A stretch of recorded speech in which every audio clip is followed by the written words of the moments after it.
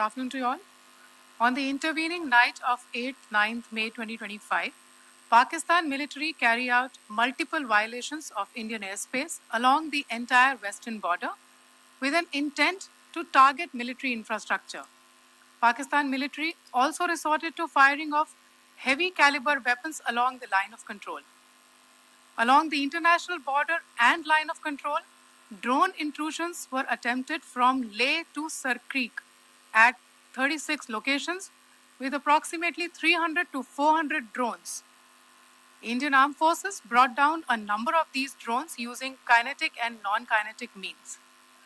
The possible purpose of these large-scale aerial intrusions were to test the AD systems and gather intelligence. Forensic examination of the drone debris is being undertaken. Preliminary reports suggest them to be of Aziz Guard Songa drone of Turkey. Later in the night, an armed UAV of Pakistan attempted to target Bhatinda military station, which was detected and neutralized. In response to the Pakistani attack, armed drones were launched at 4 air defense sites in Pakistan. One of the drones was able to destroy an AD radar.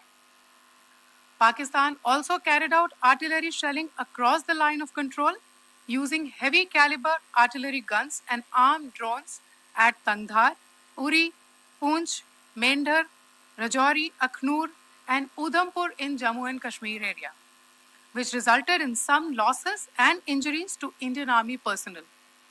Pakistan Army also suffered major losses in Indian retaliatory fire. Additionally, Pakistan's irresponsible behavior again came to fore.